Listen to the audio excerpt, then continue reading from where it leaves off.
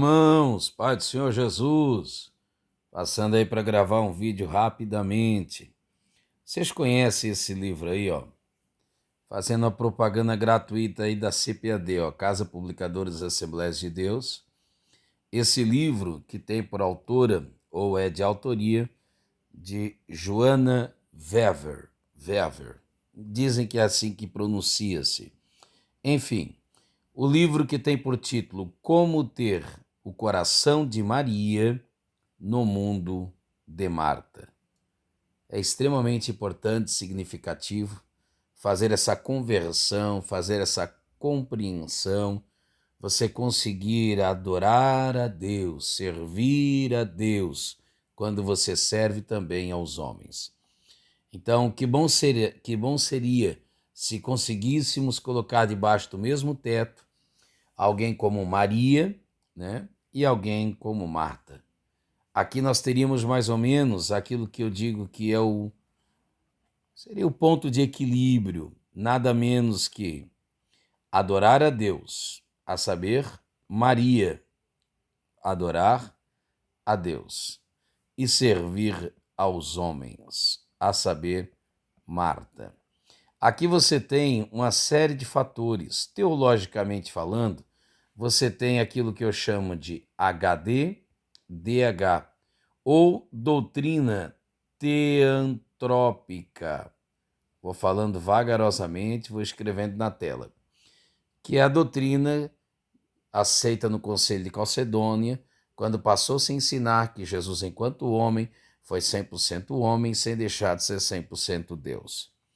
Então você tem exatamente isso. Eu poderia dizer que Maria, ela serve ao Jesus Deus, enquanto Marta está servindo ao Jesus homem.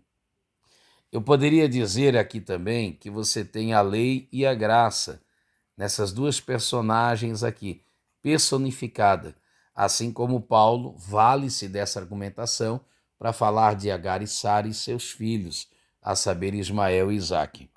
Então, aqui em Maria, você tem a graça de Deus. Já em Marta, você tem a lei. Porque você vai entender essas duas veias, né, por intermédio dessas mulheres? Porque Maria está aqui para receber de Deus. E é isso que a graça faz. Ela condiciona-nos a receber.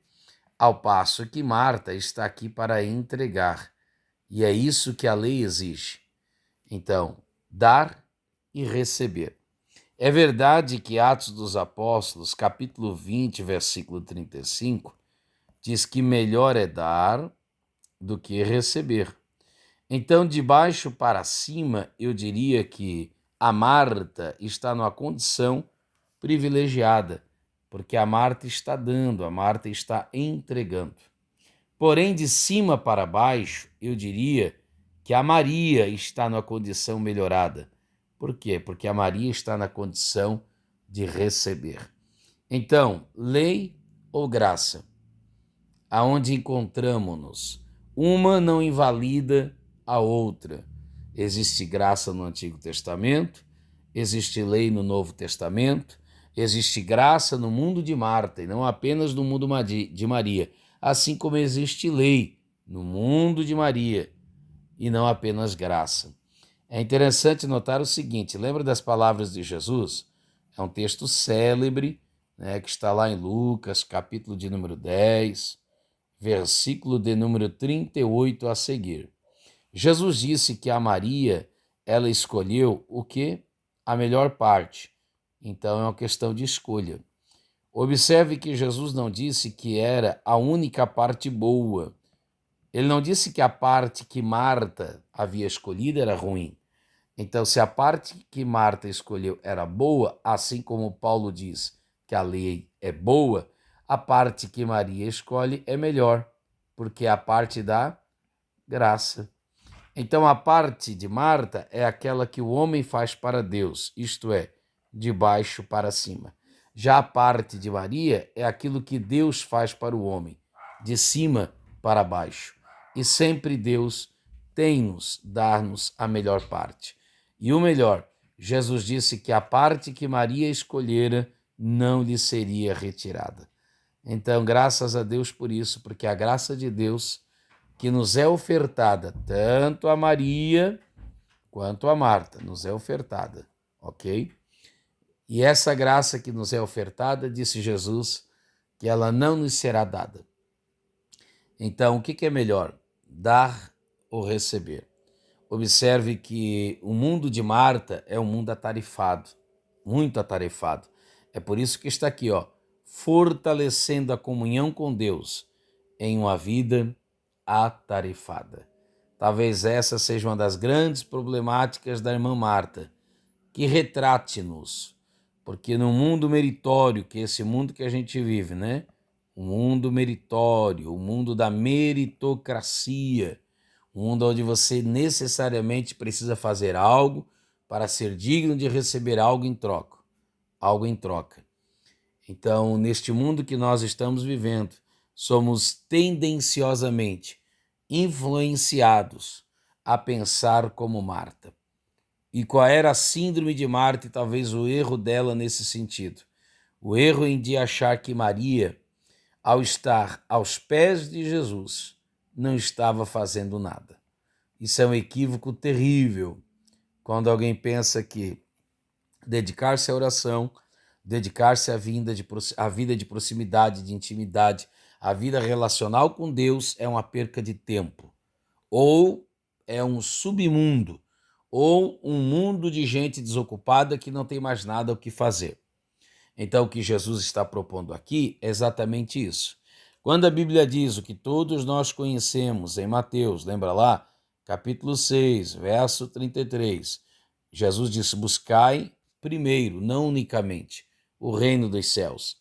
Então, quer dizer, buscai primeiro a compreensão e o estilo de vida de Maria, que é o estilo da dependência. Buscai primeiro esse estilo. E as demais coisas, o mundo de Marta, ela não será nos tirada. A questão é que quando você busca o coração de Maria, você alcança o espaço no mundo de Marta. Mas quando você busca no mundo de Marta, dificilmente você vai conseguir o coração de Maria. Então essa é a ideia. É uma questão de escolha. No corre-corre da vida, Deus o Senhor convida-nos a olhar para Maria e entender. Marta tem seu valor. Marta tem sua preciosidade. Jesus jamais a ignorou. Leia com mais minúcias textos paralelos que vão descrever que Jesus muitas vezes chega na casa aqui de Maria e de Marta e ele chega com 12 discípulos. Então ele precisa ser servido. Crente não bebe, mas come.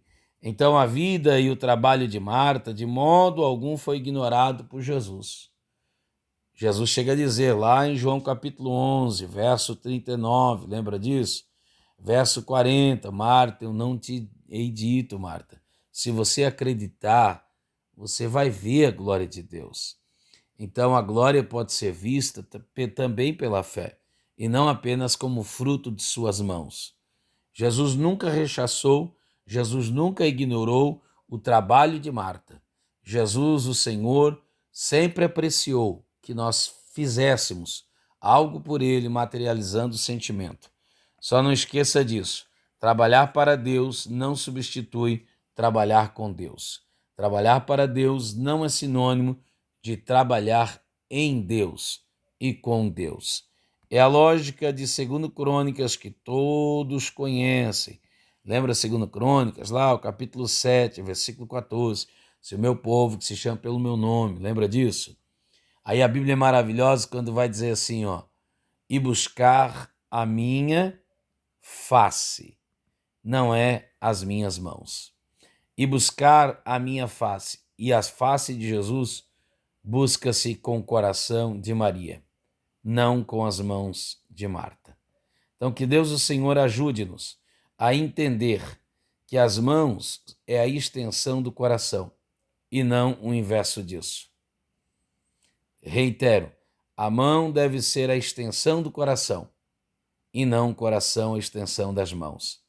Primeiro ser, para depois ter. Consequentemente, fazer. Que Deus e Cristo Jesus nos ajude a coadunar e entender a importância tanto de Maria quanto de Marta no reino de Deus. Porém, nunca esquecesse, neste caso em específico, a melhor parte é estar com Ele. Sempre estar com Ele é o melhor.